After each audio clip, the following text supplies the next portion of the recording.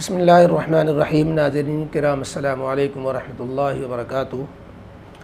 جدید مسائل کے ہفتہ واری پروگرام سوالات کے جوابات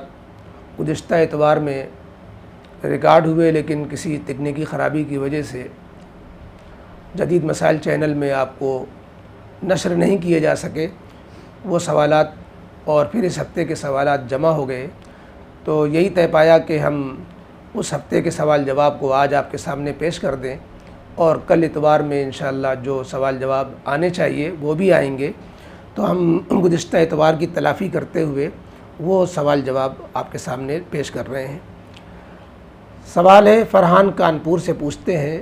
جاب سے متعلق برائے مہربانی بتا دیں، کریڈٹ کارڈ، سیلز کی job, insurance company, loan, finance یا بینک کے کال سینٹر میں جاب جائز ہے یا نہیں، اور اس کی آمدنی جائز ہے یا نہیں۔ اہم سوال ہے، آج کل نوکریوں سے متعلق نوجوانوں کے لیے مسئلہ ہے۔ یہ ساری ہی چیزیں اس میں کہیں نہ کہیں سود اور شبہ سود سے آدمی کو گزرنا پڑتا ہے، لیکن مجبوری یہ ہے کہ ان بے شمار جابوں کو اگر ہم ایک دم یکسر ناجائز کہہ دیتے ہیں تو یہ سارے شعبے اس میں اگر مسلمان بالکل کنارے ہو جائیں گے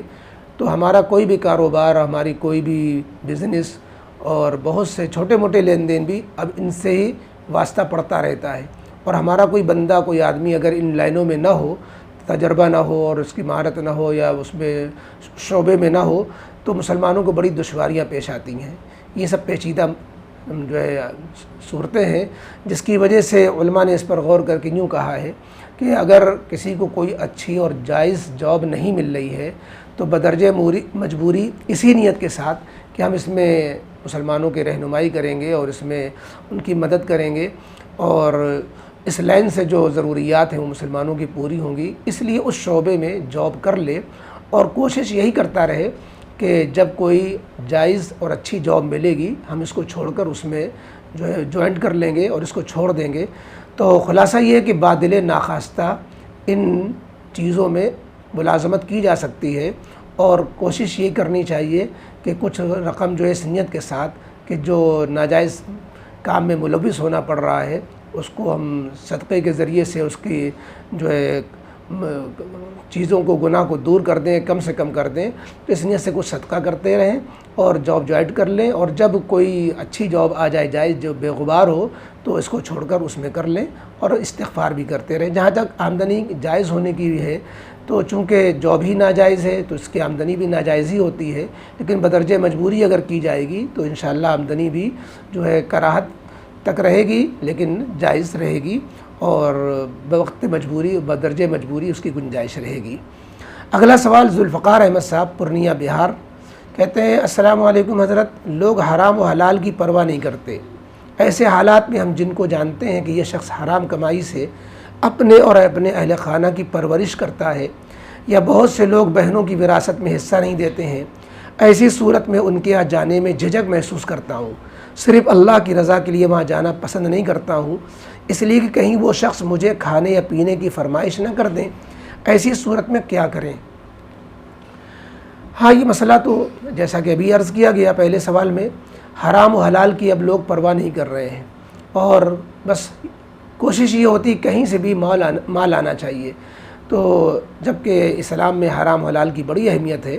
تو اگر کسی شخص کی آمدنی بالکل حرام کی ہے تب تو آپ ان کے یہاں جانے سے اور کھانے پینے سے گریز کریں، لیکن اگر کسی کے یہاں آمدنی حلال و حرام دونوں کی ملی جلی ہے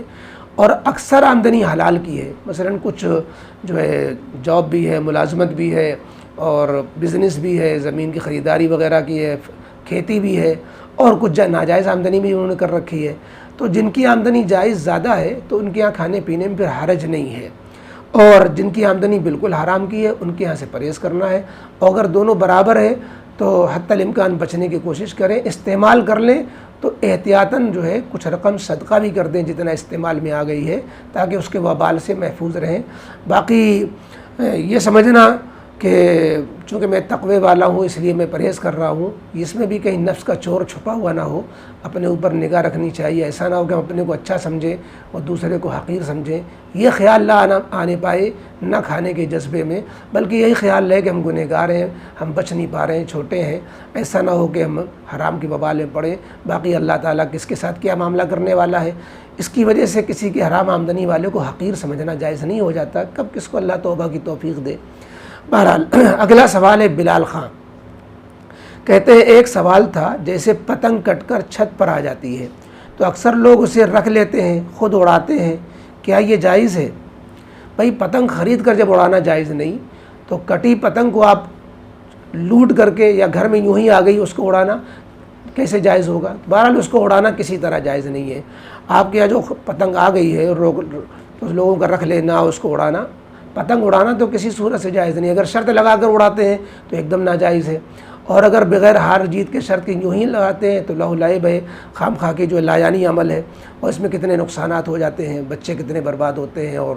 جو ہے گر کر کے بعض دفعہ کتنے حادثے ہوتے ہیں، کرنٹ لگ جاتا ہے، بعض دفعہ جو ہے لائنیں شارٹ ہو جاتی ہیں، کبھی کبھی ایسی تک حادثات ہوئے گردنیں کٹ گئیں پتنگ کے منجے سے۔ لہذا پتنگ کو اڑانا یہ اس سے منع کیا گیا ہے۔ پتنگ کٹ کر اگر خود سے آ گئی ہے تو پتنگ کٹ کر آ گئی ہے نا، تو آپ اس کے ساتھ کٹی پتنگ نہ بنیں، اور آپ کم از کم پرہیز کریں اور دوسروں کو، بچوں کو سمجھانے کی کوشش کریں۔ اگلا سوال کلثوم ان کی طرف سے ہے۔ ان کا سوال ذوالحجہ سے متعلق ہے کہ یہ بات صاف ہے کہ ذوالحجہ کا مہینہ انڈیا میں شروع ہو چکا ہے، اور سعودیہ نے مجھ سے پہلے 11 جولائی کو مہینے کی ابتدا کا اعلان ہوا تھا۔ تو مفتی صاحب بات یہ ہے کہ ذوالحجہ کا مہینہ انڈیا اور عرب میں ایک ساتھ شروع کیسے ہو سکتا ہے؟ بالکل ٹھیک آپ فرما رہی ہیں، ایک ساتھ شروع ہونے کا امکان نہیں ہے، اور ایک ساتھ کیسے شروع ہوگا؟ 2.5 گھنٹہ پہلے جب غروب آفتاب وہاں ہوتا ہے تو اس وقت وہاں چاند نظر آئے گا، یا 2.5 گھنٹے کے بعد اگر چاند نظر آئے گا تو بھی وقت ایک نہیں رہے گا، مسئلے کھڑے ہوں گے۔ اور بہت سی جگہ جس وقت سعودیہ میں غروب آفتاب کا ٹائم ہوگا تو کہیں پر جو ہے وہاں فجر کا ٹائم ہو رہا ہوگا، کسی ملک میں رات کو 1-2 بج رہے ہوں گے۔ تو ایسی صورت میں ایک جگہ کے چاند کو دوسری جگہوں کے لیے مسلط کرنا، یکساں کرنا، یہ خام خواہ کی کوشش ہے۔ بس حکم جو شریعت کا ہے عام فہم سا کہ اپنے اپنے شہر کی رؤیت کا اعتبار کرو، زیادہ زیادہ ایک ملک والے ایک اپنے حدود کے اندر اس ملک کے پابند ہو سکتے ہیں کہ ایک جگہ چاند نظر آئے تو سارے ملک والے اس پر عمل کریں، باقی سارے ممالک کو ایک نہیں کیا جا سکتا، نہ ایک تاریخ میں شروع کیا جا سکتا ہے۔ آگے عبداللہ عالم گنج کہتے ہیں السلام علیکم ورحمۃ اللہ۔ وعلیکم السلام ورحمۃ اللہ وبرکاتہ۔ حضرت ایک صاحب نے نیت کی تھی کہ میرا بیٹا ٹھیک ہو جائے گا تو مدرسے کے بچوں کو کھانا کھلائیں گے، اور اب مدرسے کئی مہینوں سے بند ہیں، تو وہ صاحب اب کیا کریں؟ انتظار کریں یا کسی غریب یا مدرسے میں کچھ رقم دے دیں؟ دونوں کر سکتے ہیں، مدرسے میں کچھ رقم دے دیں جتنا کو آپ غریب مدرسے کے بچوں کو کھلانا چاہتے تھے، یا جو ہے دوسرے غربا کو کھلا دیں، کیونکہ مسئلہ یہ ہے کہ کسی متعین فقیروں کو کھلانے کی نیت سے وہ فقیر متعین نہیں ہو جاتے، بلکہ آپ دوسرے فقیروں کو ان کی جگہ کھلا سکتے ہیں۔ تو آپ نے نیت کی تھی مدرسے کے طلبہ کو کھلانے کی، مدرسے میں طلبہ نہیں رہے اس وقت تو آپ دوسرے غریبوں کو یا دوسرے مدرسے میں طلبہ کو کھلا سکتے ہیں، اس میں کوئی حرج نہیں ہے۔ خضرہ تبسم اگلا سوال کرتی ہیں کانپور سے، آپ سے ایک سوال کرنا ہے کہ آئی برو بنانا تو حرام ہے، جو میک اپ کے ذریعے بنائی جاتی ہے کیا وہ بھی حرام ہے؟ انہوں نے ایک فوٹو بھی بھیجا ہے کہ یہ آئی برو بنوائی گئی ہے لیکن میک اپ سے بنی ہوئی ہے۔ تو جواب یہ ہے کہ میک اپ کے ذریعے آئی برو بنانا نہیں ہوتا، اس کو آئی برو بنانا سنوارنا ہوتا ہے، لگتا ہے کہ بنی ہوئی ہے، وہ بنی ہوئی نہیں ہوتی، میک اپ کے ذریعے اس کو سنوار لیا جاتا ہے۔ جو چیز منع ہے وہ ہے بھووں کے بالوں کو اکھاڑنا، اس کو پتلا کرنا اور اس کے بھووں کو بنانا یا بالکل صاف کر دینا، یہ منع ہے۔ لہذا آئی برو اگر بنوا نہیں رہے میک اپ سے، اس کو زیبائش کر رہے ہیں، سنوار رہے ہیں تو اس میں گنجائش ہوگی، بنوائیں گے تو غلط ہوگا۔ اگلا سوال محمد عظیم صاحب کا ہے، انہوں نے تقدیر کے متعلق سوال کیا ہے۔ ہم تقدیر سے متعلق عرض کریں گے کہ جدید مسائل چینل میں جو ہے ایک اہم سوال جواب اس پر آ چکا ہے، ڈسکرپشن میں آپ اس کو دیکھ لیں، لنک دے دی جائے گی، آپ اس کو سن لیں، پھر بھی اگر کوئی اشکال باقی رہے تو ہم سے آپ رجوع کر سکتے ہیں، انشاءاللہ آگے بھی تسلی بخش جواب دینے کی کوشش کی جائے گی۔ قیس خان کہتے ہیں مفتی صاحب میرا سوال یہ کہ اگر دودھ میں مکڑی چلی جائے تو کیا کرنا چاہیے؟ دودھ میں مکڑی چلی جائے تو کیا کرنا چاہیے؟ مکڑی پھینک دینی چاہیے، دودھ پی لینا چاہیے؟ یعنی مکڑی کے جانے کی وجہ سے دودھ حرام نہیں ہو جائے گا۔ حشرات الارض یہ چیزیں چھوٹی موٹی جو جیسے مکھی کا جو حکم ہوتا ہے وہی حکم مکڑی کا ہو جائے گا کہ اس کو نکال لیا جائے، استعمال کر لیا جائے۔ البتہ اگر تھوڑا سا دودھ بچا ہو، اسے مکڑی چلی گئی ہے تو حرج نہیں ہو رہا، اس کو پھینک دیں یا کسی جانور کو دے دیں، اور دودھ اگر خاطر خواہ ہے تو پھر اس میں مکڑی کو پھینک کر دودھ استعمال کر لینا چاہیے۔ اگر آپ کو کراہیت ہو رہی کسی غریب کو دے دیں، یوں نہ پھینکیں۔ اگلا سوال اخت عزیر پوچھتی ہیں تہجد کبھی قضا ہو جائے تو کیا وتر کی نماز فجر کی نماز کے بعد پڑھ لیں یا پھر شمس کے طلوع ہونے کے بعد پڑھیں؟ وتر آپ تہجد کے ٹائم پڑھتی تھیں، تہجد چھوٹ گئی تو تہجد کی تو قضا نہیں ہے، وتر البتہ اس کی قضا آپ کو کرنی پڑے گی۔ اب وتر کی قضا آپ فجر کے ٹائم میں بھی کر سکتی ہیں اور اشراق کے ٹائم میں بھی۔ بہتر یہ کہ آپ فجر کے ٹائم میں کر لیں، اور فجر کی نماز کا ٹائم جب ختم ہو جائے گا تو پھر اس وقت پھر قضا پڑھنا بھی منع ہوگا جب تک کہ سورج طلوع نہ ہو جائے۔ تو آپ کو اختیار ہے کہ سورج طلوع ہونے کے بعد قضا کریں، لیکن زیادہ بہتر یہ ہے کہ فجر کے ٹائم میں ہی قضا کر لیں، کیونکہ واجب نماز قضا کرنا یہ فجر کے وقت میں منع ہے۔ سنت اور نفل جو ہے 2 رکعت فجر کی سنت کے علاوہ یہ نہیں پڑھی جا سکتی، نوافل منع ہو جاتی ہیں فجر کا ٹائم شروع ہونے پر۔ شرف الدین صاحب اگلا سوال کرتے ہیں مفتی اقبال صاحب۔ السلام علیکم ورحمۃ اللہ۔ وعلیکم السلام۔ کہتے ہیں میرا مسئلہ ہے کہ میری زبان میں لکنت ہے، اس کا کوئی وظیفہ بتلا دیں، میں ضلع دیوریا کا رہنے والا ہوں۔ اللہ تعالیٰ آپ کی لکنت دور فرمائے۔ وظیفہ قرآن کریم کی وہ آیت جس میں حضرت موسیٰ علیہ السلام کی دعا ہے رب اشرح لی صدری ویسر لی امری واحلل عقدۃ من لسانی یفقہوا قولی، یہ دعا آپ ہر نماز کے بعد 3 بار جب دعا مانگیں تو 3 بار یہ دعا بھی ساتھ میں شامل کر لیا کریں، مانگ لیا کریں۔ اور بطور علاج کے آپ آسان سی چیز صبح نہار منہ کلی وغیرہ کرنے کے بعد مصری اور بادام 5 دانے اس کو پیس لیں، اور پیس کر کے اس کو زبان سے چٹنی کی طرح چاٹیں، زبان پر دیر تک اس کو چاٹیں تو انشاءاللہ اس سے فائدہ ہوگا، آواز بھی کھلے گی اور زبان کی لکنت بھی دور ہوگی انشاءاللہ۔ اللہ تعالیٰ شفا دے۔ اگلا سوال جناب محمد سلمان صاحب بھاسورت گجرات کا ہے۔ کہتے ہیں مفتی صاحب ایک ویڈیو انہوں نے بھیجی ہے جس میں لا حول ولا قوت الا باللہ لا ملجا ولا منجا من اللہ الا الیہ کی فضیلتیں بتائی گئی ہیں، پوچھا ہے کیا یہ صحیح ہیں اور اس کا ترجمہ کیا ہے؟ ترجمہ بتا دیں تو بہتر ہے۔ جی ہاں، یہ لا حول ولا قوت الا باللہ لا ملجا ولا منجا من اللہ الا الیہ یہ کلمات بڑے اہم ہیں، اور حدیث پاک میں ان کی فضیلت بھی آئی ہے، اور جو فضیلتیں ویڈیو میں ہیں میں تو اس حدیث کو تو نہیں دیکھ سکا، میری نظر سے نہیں گزری، لیکن یہ کلمات اہم ہیں، پڑھے جا سکتے ہیں، پڑھنا چاہیے۔ ترجمہ اس کا یہ ہے لا حول ولا قوت الا باللہ کہ کسی شر یا کسی آفت مصیبت سے پھرنے بچنے کی کوئی طاقت نہیں ہے، اور نہ ہی کسی خیر کو حاصل کرنے اور کسی کامیابی تک پہنچنے کی قوت و طاقت ہے مگر اللہ ہی کی مدد سے۔ لا ملجا کوئی پناہ گاہ نہیں، ولا منجا اور کوئی نجات کی جگہ نہیں، من اللہ اللہ کی طرف سے، الا الیہ مگر اللہ ہی کی طرف۔ یعنی اگر اللہ تعالیٰ پکڑنے پہ آ جائے تو کوئی ڈھونڈے دھرتی کسی کو نہیں مل سکتی، اللہ ہی کسی کو بچائے تو بچائے، اور اللہ تعالیٰ ہی سے شر سے، اللہ تعالیٰ ہی کے ذریعے شر سے بچا جا سکتا ہے، اللہ ہی کی مدد سے خیر تک پہنچا جا سکتا ہے، اور کوئی بھی قوت طاقت استطاعت اللہ کے بغیر نہیں حاصل ہو سکتی۔ یہ خلاصہ ہے، گویا اس میں توحید کا اور اللہ کی ربوبیت اور اللہ کی ساری قدرت کا اقرار کیا گیا ہے۔ یہ عرش کے خزانوں میں سے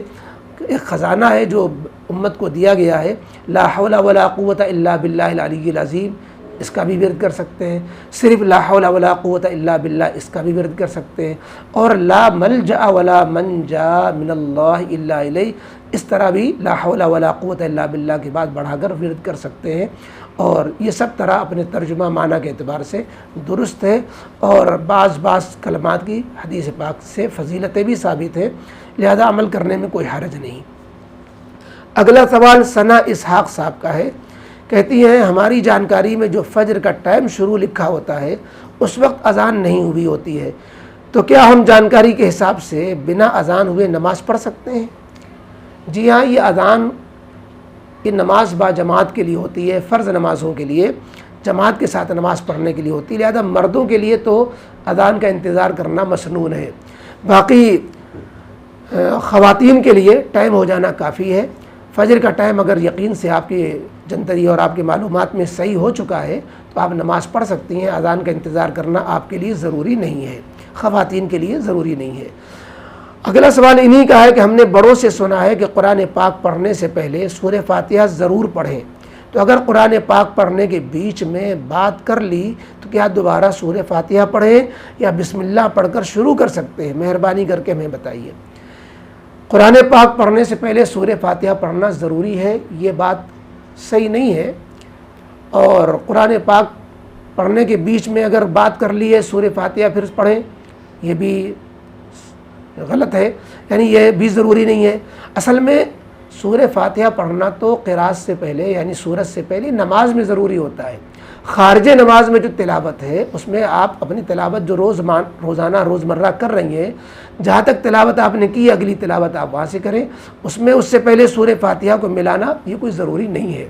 اور بیچ میں اگر کوئی بات کر لی، کوئی فون آ گیا، کال آ گئی، پھر آپ جو ہے تلاوت اگلے سے شروع کر رہی ہیں، تو صرف حکم یہ ہے کہ اعوذ باللہ پڑھ لیں، بسم اللہ بھی ساتھ میں ملانا چاہے ملا لیں، ورنہ اعوذ باللہ پڑھ کے اگلی تلاوت شروع کر دیں۔ اس میں سورہ فاتحہ پڑھنے کا کوئی تعلق نہیں ہے۔ یہ جو ہے آپ نے سنا ہے یہ صحیح نہیں ہے کہ سورہ فاتحہ تلاوت کے شروع میں یا بات کر لی تو بات کرنے کے بعد پھر سورہ فاتحہ، ایسی زحمت اٹھانے کی ضرورت نہیں ہے۔ اعوذ باللہ پڑھ کر کے اور بسم اللہ کے ساتھ آپ تلاوت درمیان میں بھی اور شروع میں بھی کر سکتی ہیں۔ اگلا سوال محمد شہاب الدین کلکتہ کہتے ہیں بھائی بھائی کا پراپرٹی بٹوارے کا مسئلہ ہے۔ اگر دو بھائی جوائنٹ فیملی میں ہیں اور ایک بھائی اپنی کمائی سے زمین خریدتا ہے اور دونوں بھائی کے نام سے رجسٹری ہوتی ہے تو دونوں کا حق ہوگا یا نہیں؟ جواب کا حاصل یہ ہے کہ جب جوائنٹ فیملی میں اگر مشترکہ آمدنی ایک دوسرے کو ملا کر رکھتے تھے، دونوں بھائی کماتے تھے، ایک کی زیادہ ایک کی کم، اور دونوں مشترکہ آمدنی بھی رکھتے ہیں، مشترکہ خریداری بھی کرتے ہیں، تو اسی حال میں اگر مشترکہ زمین خریدی گئی، رجسٹری میں دونوں کا نام ہے، تو ایسی صورت میں وہ زمین مشترک ہوگی، دونوں آدھے آدھے کے مالک ہوں گے۔ اور اگر صورتحال یہ ہے کہ دونوں کی آمدنی مخلوط نہیں ہے، دونوں کی آمدنی الگ الگ ہے، رہتے ضرور ساتھ میں ہے، تو ایسی صورت میں جب آمدنی الگ الگ ہے تو اب رجسٹری دونوں نے ساتھ میں کیوں کرائی یہ دیکھنا ہوگا۔ اگر اس مصلحت سے کرائی تاکہ رجسٹری کا خرچ بڑھ جائے اور انکم ٹیکس وغیرہ کی اس قانونی شکنجے میں نہ آئے، یا اور کوئی مصلحت ہو، تو ایسی صورت میں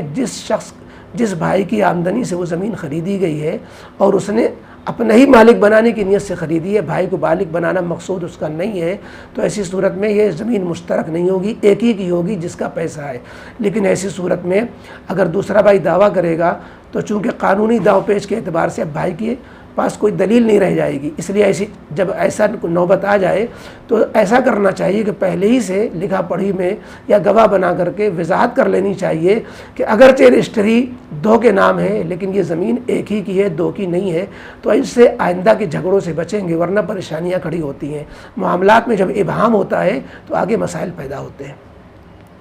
اگلا سوال صبا شافی سلام کے بعد پوچھتی ہیں مفتی صاحب جیسا کہ رمضان میں جو روزے چھوٹ جاتے ہیں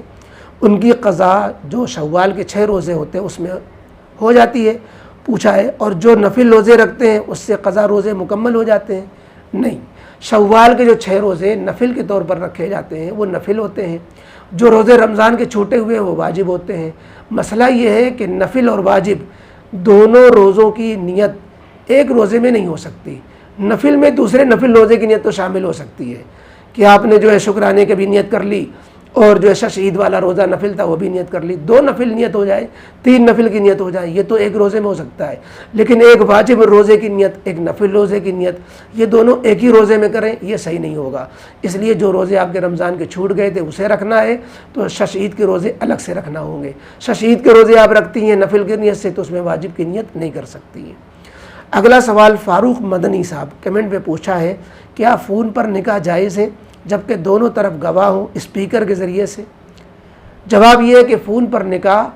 درست نہیں ہے۔ ایجاب و قبول اس لیے صحیح نہیں ہے کہ شرعاً نکاح کے لیے ایجاب و قبول میں 2 گواہ ہونا چاہیے اور فون پر گواہی معتبر نہیں ہوتی، لہذا فون پر نکاح کی شکل دوسری ہے۔ فون پر وکیل بنایا جا سکتا ہے، جو مثلا دولہا جو ہے قبول کے موقع پر نہیں ہے، وہ باہر ملک میں ہے، اب نکاح قبول کون کرے؟ تو وہ قبول کرنے کے لیے فون پر قبول کرنا صحیح نہیں ہوگا، چاہے گواہ بنا کر قبول کیا جائے تب بھی صحیح نہیں ہوگا۔ ہاں یہ کریں کہ فون پر آپ وکیل بنا دیں جہاں پہ نکاح ہو رہا ہے، جہاں پہ لڑکی کے وکیل ایجاب کر کے آ رہے ہیں قاضی کے پاس، وہاں لڑکے کا وکیل موجود ہو اور وہ آ کر کے کہے کہ میں نے فلانے کی طرف سے اس نے مجھے وکیل بنایا ہے، میں فلانے کے لیے فلانے کی لڑکی کو فلاں کے نکاح کے لیے قبول کرتا ہوں، تو یہ شکل صحیح ہو جائے گی۔ یعنی وکیل کے سامنے جو گواہ ہوں گے تو وہ معتبر ہو جائیں گے۔ صرف قبول کرتے وقت آپ فون پر گواہ بنا کر کے قبول کریں گے تو یہ صحیح نہیں ہوگا۔ خلاصہ یہ کہ فون پر ایجاب و قبول صحیح نہیں ہے۔ اگلا سوال زینت الاسلام آفیشیل کمنٹ میں پوچھتے ہیں، اگر ظہر کی 4 سنتیں چھوٹ جائیں تو فرض کے بعد پڑھ سکتے ہیں؟ جی ہاں پڑھ سکتے ہیں، بلکہ پڑھنا ضروری ہے۔ جیسے سنت مؤکدہ تھی پہلے، وہی حکم بعد میں بھی رہتا ہے، فرض نماز کے بعد اس کو پڑھنا چاہیے۔ ان کا سوال آگے ہے مسلم انسپریشن، کہتے ہیں کیا کینیڈا میں لون لے کر گھر خریدنا جائز ہے؟ پلیز جواب لازمی دیں۔ کینیڈا کی کیا خصوصیت ہے؟ یہ کہ غیر مسلم اکثریتی ملک ہے، اس بنا پر مسئلہ ایک ہی ہے کہ لون سودی قرض ہوتا ہے، اور سودی قرض جائز نہیں ہوتا ہے۔ اب اگر بغیر لون لیے ہماری حاجت پوری نہیں ہو رہی ہے یا کوئی قانونی شکنجہ ہے جس کی وجہ سے لون لینا ضروری مجبوری ہوتا ہے، تو کینیڈا ہو یا ہندوستان جیسا، انڈیا جیسا کوئی ملک ہو، اس میں علماء سے رجوع کرنے کے بعد بعض لوگوں کے حالات ایسے ہوں گے کہ ان کو لون کی اجازت دی جائے گی اور وہ مجبوری کی وجہ سے ان کے لیے جائز ہوگا۔ عمومی طریقے پر لون کی اجازت نہیں دی جا سکتی، نہ گھر بنانے کے لیے نہ دوسرے مقاصد کے لیے۔ ہاں عمومی خصوصی حالات کسی کے ایسے ہو سکتے ہیں کہ ان کو اجازت دی جائے، تو اپنا مسئلہ کسی معتبر عالم کے پاس رکھ کر کے ان سے یہ دریافت کر لیں، اور اگر آپ اس حالات میں دائرے میں آتے ہیں کہ لون لینا آپ کے لیے درست ہو جائے تو آپ لون لے لیں، ورنہ پرہیز کریں۔ سیف اللہ صاحب اگلا سوال کرتے ہیں، کیا فرضی کہانی لکھ کر بیچ سکتے ہیں فلم والوں کو؟ فرضی کہانی لکھ کر بیچیں گے تو آمدنی بھی فرضی ہوگی، یعنی خالص حلال نہیں ہوگی، اور اس چیز یہ کوئی مال نہیں ہے، فرضی کہانی یہ مال نہیں ہے، اور مال کو بیچنا یہ درست ہوتا ہے، غیر مال کو بیچنا یہ درست نہیں ہوتا ہے۔ لہذا فلم والوں کو کہانی بیچ کر کمانا یہ کم از کم مکروہ تو ہے ہی، چونکہ آپ کی محنت لگی ہے، لکھا ہے، کاغذ بھی اس میں شامل ہے، روشنائی شامل ہے، ان سب تعویلوں کے ذریعے سے آپ کچھ اگر کہیں تو زیادہ یہ کراہت میں آ جائے گی، ورنہ یہ جائز نہیں ہے۔ باقی جو ہے اس مشغلے کو چھوڑ کر کوئی اچھا مشغلہ جائز آمدنی کا اختیار کرنا چاہیے، یہ مشغلہ بھی اچھا نہیں ہے۔ نجیب خان جامعی کہتے ہیں السلام علیکم ورحمۃ اللہ وبرکاتہ، ہمارے علاقے میں عورتیں قرآن خوانی میں قرآن پڑھنے کے بعد کہیں اپنا سجدہ تلاوت کرتی ہیں یا کسی ایک عورت سے سارے سجدے کراتی ہیں، تو یہ کہاں تک درست ہے؟ رہنمائی فرمائیں۔ ایک عورت دوسروں کی طرف سے سجدہ تلاوت کرے یہ تو بالکل خام خواہ کی بات ہے۔ سجدہ تلاوت پڑھنے پر اور سننے والے کے سننے پر واجب ہو جاتا ہے، لہذا جنہوں نے پڑھا ہے یا جنہوں نے سجدہ تلاوت سنا ہے ان کے ذمے سجدہ تلاوت کرنا واجب ہو جاتا ہے۔ باقی جنہوں نے قرآن نہ پڑھا ہے نہ سنا ہے وہ کسی کی طرف سے آیت سجدہ کی سجدہ تلاوت نہیں کریں گی تو وعدہ نہیں ہوگا۔ ہر ایک کو جس کے ذمے واجب ہوا ہے اسے اپنا سجدہ کرنا ہوگا، اس میں بدل نہیں چلے گا۔ اگلا سوال محمد امین صاحب ٹیکساس امریکہ سے، ان کا سوال کافی پرانا ہے، کہتے ہیں السلام علیکم ورحمۃ اللہ وبرکاتہ، مفتی صاحب برائے مہربانی ایک خواب کی وضاحت کر دیں۔ میرے ایک ساتھی نے خواب میں دیکھا کہ میں جانور کی قربانی کر رہا ہوں اور قربانی کرتے کرتے میری اپنی انگلی اس وقت کٹ گئی تھوڑی سی، اور پھر وہاں سے بھاگنا پڑا۔ یہ خواب کس طرح کا ہے، اس کو کیسا سمجھیں، اچھا ہے برا، مہربانی کر کے بتا دیں، جزاک اللہ۔ یہ خواب کوئی بہت برا بھی نہیں اور بہت اچھا بھی نہیں، ایک معنی کر اچھا ہے۔ قربانی کرنا جانور کی، حلال جانور جن کی قربانی کی جاتی ہے ان کی قربانی کرنے کے معنی یہ ہے کہ آپ حلال آمدنی کی کوششیں کر رہے ہیں، حلال آمدنی کما رہے ہیں، اس کے لیے جد و جہد کر رہے ہیں۔ باقی اس میں یہ جو جڑا ہوا ہے کہ قربانی کرتے کرتے انگلی کٹ گئی تھوڑی سی، وہاں سے بھاگنا پڑا، اس کا مطلب یہ ہے کہ آپ نے اپنے بساط اور اپنی وسعت سے زیادہ آپ نے حلال آمدنی میں محنتیں کر ڈالی اور اس کے لیے اپنے آپ پر جو ہے ظلم کیا تھوڑا سا۔ انگلی کٹ جانا یعنی گویا اپنے کو آپ حلقان میں ڈالا، اور اتنی محنت آپ کو نہیں کرنی تھی حلال آمدنی کے لیے، اور یہ جو آگے لگا ہوا پھر سے بھاگنا پڑا، تو ممکن ہے کوئی ایسے حالات بنے کہ اس آمدنی کو آگے خیر بات کہنا پڑے اور ذریعہ معاش کچھ اور اختیار کرنا پڑے، یہ ایک طرح کا اشارہ اس میں ہو سکتا ہے۔ باقی اس معنی کر کے حلال آمدنی کے لیے آپ کوشش کر رہے ہیں، جو قربانی کر رہے ہیں، اور اس میں اتنا کوشش کر رہے ہیں کہ اپنا بھی پورا خیال نہیں رکھ رہے ہیں، تو یہ اس کا خلاصہ ہے۔ اگلا سوال محمد اشرف مچھلی ٹولہ سے سوال کرتے ہیں، میرا ایک سوال ہے آپ سے، آج صبح میری اہلیہ نے خواب دیکھا کہ ان کی قربانی ہو رہی ہے، ایک بار میں چھری نہیں چلی اور انہوں نے کہا کہ چھری تیز کر کے چلائیے، اتنے میں ان کی آنکھ کھل گئی، تو اس خواب کی تعبیر کیا ہوگی؟ اس خواب کا بھی مطلب یہ ہے کہ تنگی کے بعد فراخی انشاءاللہ آنے والی ہے، قربانی ہو رہی ہے، چھری نہیں چلی، انہوں نے کہا چھری تیز کر کے چلائیے، اہلیہ نے کہا، تو مطلب یہ ہے کہ یہ آپ جو ہے معاش میں یہ جو تنگیاں چل رہی ہیں، پریشانی کا دور چل رہا ہے، اور تو یہ انشاءاللہ محنت جد و جہد سے ختم ہوگا، اور اس میں آپ کو شوہر کو تھوڑی سی اور کوشش کرنی ہوگی، انشاءاللہ حالات بدلیں گے، تنگی کے بعد فراخی آئے گی، یہ اس کا خلاصہ بظاہر معلوم ہوتا ہے، واللہ تعالی عالم۔ اگلا سوال اخت اشتیاق کا ہے، ان کے دو سوال ہیں۔ پہلا سوال، اگر نفل کی نیت کر کے قیام میں کھڑے ہو گئے، پھر کسی وجہ سے نیت توڑ دی، تو کیا وہ نفل نماز واجب ہو جائے گی؟ جی ہاں، نماز نفل جب رہتی ہے جب تک آپ نے شروع نہیں کیا ہے، اور جب نیت کر کے شروع کر دیا تو اب نفل عمل کو باطل نہیں کر سکتی، اب نفل نماز کو پورا کرنا ضروری ہے، توڑ دیں گی تو اس کو دوبارہ نفل پڑھنا پڑے گی۔ قرآن میں کہا گیا لا تبطلوا اعمالکم، اپنے عمل کو باطل نہ کیا کرو، اب نفل جب شروع کر دی اب توڑ دیں گے تو عمل باطل ہو جائے گا، تو عمل باطل نہیں کر سکتی، لہذا نفل نماز شروع کرنے سے واجب ہو جاتی ہے۔